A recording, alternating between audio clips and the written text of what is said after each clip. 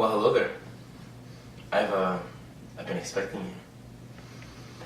Okay. Salam guys, peace be upon y'all. Today's video has been the most requested video I have ever had since I started posting things online. Like, I've gotten hundreds of Instagram direct messages, I've gotten like so many comments. Every time I do an Instagram live session, someone asks me about it. And literally it's been the most requested thing ever since I've started posting online. So there's probably gonna be multiple parts to this, but this is the first general overview of everything, and it is on how to memorize the Quran, or tips on memorizing the Quran. So let's get started. So for those of you who don't know, alhamdulillah, I was able to complete my memorization of the Quran for the first time in May of 2015. And to be honest, to be quite frank with you guys, my memorization is not where it should be. Like, it took me a total of 8 years, and I was part of an Islamic school, so it was part of the curriculum to memorize Quran. And when I started, I wasn't serious, and towards the end was the only time when I got serious, and I finished right before I graduated from high school, so it was a lot of pressure, and a lot of the memorization was very weak.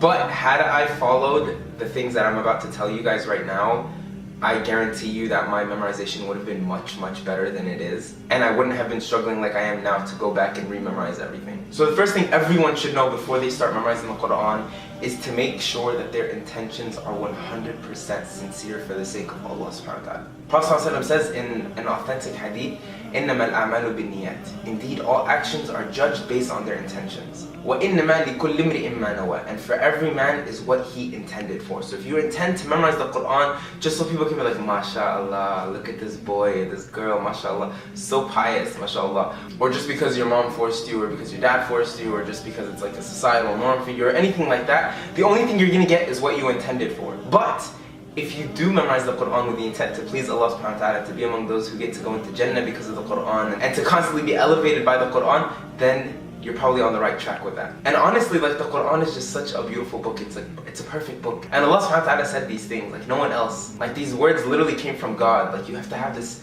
beautiful attachment to the words of Allah subhanahu wa ta'ala, and they're so beautiful when you actually get to know them and you build a relationship with the Quran. Your life will be so much better and so much more beautiful. And also, if you purify your intentions, Allah subhanahu wa ta'ala will make it easier for you to put barakah in the work that you do for His sake. The second thing I would recommend for anyone trying to get into the Quran, especially for the beginners, is to find a teacher. Find someone that's experienced enough to be able to guide you throughout your memorization process, to help you find the style that you memorize best in. Like, for me, my shaykh taught me that if I constantly repeat the words, I constantly repeat the ayat, then it gets engraved into my memory a little better. So once I find, like, for example, let's have Surah Al-Fatiha. When I'm trying to memorize Surah Al-Fatiha, what I would do is first I would say, Alhamdulillahi Rabbil Alameen, and then I would repeat that about 5 or 6 times until I can read it without looking at it on the book, so that I can actually make sure that I have a really good grip on the ayah. And then Alhamdulillahi Rabbil Alameen, Alhamdulillahi Rabbil Alameen, Alhamdulillahi Rabbil Alameen, and then I'll move on to the next ayah, Ar-Rahman Ar-Rahim, Ar-Rahman Ar-Rahim, Ar-Rahman Ar-Rahim. And once I did that, I go back and I do them both together, Alhamdulillahi Rabbil Alameen, Ar-Rahman Ar-Rahim, Alhamdulillah. And then I constantly do that for the rest of the ayah. So once I memorize the third ayah, I go Ar-Rahman Ar-Rahim, Maliki Yawmiddin. So then I go all three all together. So it's kind of like you're building bricks and then you're covering them. So that's how you solidify it. And that was one of the styles that I learned from my teachers and how to memorize the Quran,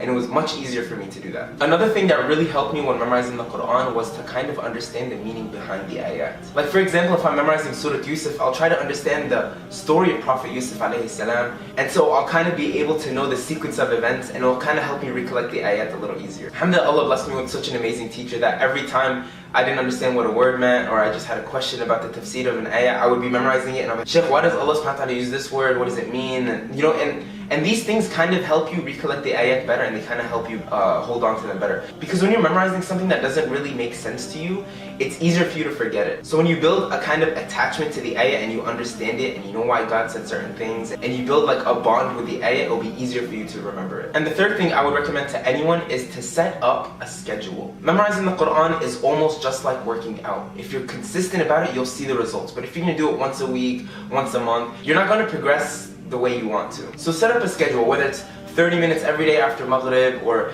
every day after Fajr, or anything, as long as you set a consistent schedule, because the best of good deeds are those that are done consistently. But if you're gonna be fat and lazy like me, and you're gonna do, go to the gym once or twice a week, you're not gonna see the results that you really want to see. So the trick is to always be consistent, no matter what. Cancel everything. Every day after Maghrib, you tell your friends like, hey, I can't hang out until I'm finished memorizing my target. And you'll slowly but surely see over time You're memorizing, oh, you finished the page, you finished the surah, you finished a juz, and you're like, wow, I'm seeing progress. But if you're gonna do it once a month, you're gonna be like, eh. So always make sure that you're setting a strict schedule on yourself. Just make it one of those things that you cannot ditch. It's like an exam, you can't skip it, you have to go. And for me personally, I would prefer to do it after Fajr or before Fajr or early on in the day so it doesn't conflict with the rest of my schedule. And Allah subhanahu wa ta'ala says beautifully in the Quran, Inna Qur'an al-Fajr kana mashhuda. Indeed, the recitation of the Quran in Fajr time, kana mashhuda, is witnessed. Another cool trick you can do is once you've memorized a certain group of ayat, you recite them in the salah that's coming after. So for example, let's say I memorize Surah Al-Duha after Maghrib.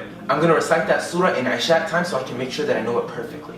The next thing I like to recommend is to make sure that you're consistent with your mindset. A lot of times when the ayat get difficult for us, we feel dissuaded and we feel like, this isn't for me or this is hard. But remember, keep in mind, being a hafiz, being a preserver of the Quran, it's not for everyone. So you have to constantly push yourself and tell yourself, this is going to take me to Jannah. This is going to improve my life. This is better for me. Do it for the sake of Allah. And you're going to have to constantly push yourself. And when you feel low, when you feel like giving up, remember why you started. Also, don't feel rushed to be finished. That was one of my biggest issues, is I constantly felt rushed. I needed to finish before I graduated. And if I didn't finish by the time I graduated, I have to do it after school and it was difficult and all this. Don't feel rushed with the Quran, because you don't want to disrespect the Quran by rushing the memorization of it and then later on forgetting it. So take your time, but always make sure that you're maintaining that good mindset. The last thing that I'd like to recommend for this video when memorizing the Quran, and this is probably one of the most important things, is to always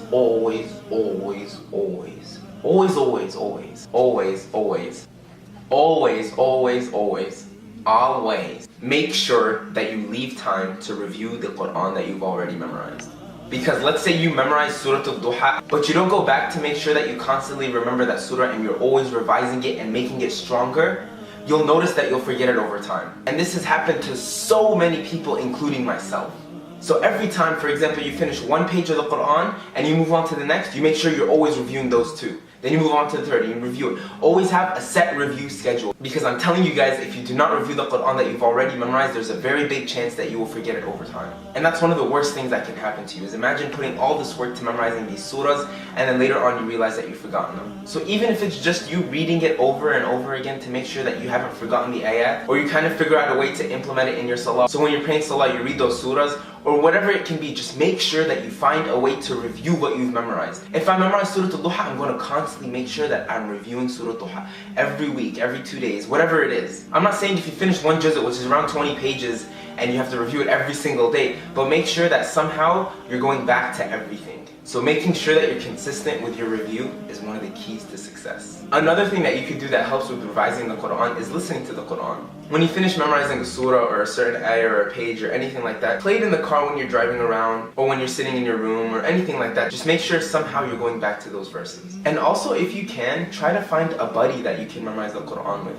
If you're unable to access a teacher but you already kind of know how to read the Quran, or you just want to memorize it by listening to it and then repeating after the shaykh a bunch of times until you remember it, or whatever it may be, finding a friend that can help motivate you when you memorize the Quran, or someone to push you up when you're having one of those low days, can be really helpful for you. Inshallah, most definitely in the future I'll have more specific videos on actual things when memorizing the Quran and reciting the Quran. This is kind of just a general overview for memorization. I ask Allah subhanahu wa ta'ala to make it easy for us to preserve the holy book and to purify our intentions and to keep us sincere when memorizing this holy book. And I ask Allah subhanahu wa ta'ala to make the greatest miracle that came down to mankind a light in our lives. If you guys have questions about anything, please DM me on social media and I'll do my best to help you. If not, I'll direct you to someone who can, inshaAllah. Jazakallah khair. Thank you for watching this video. Feel free to like it if you benefited from it.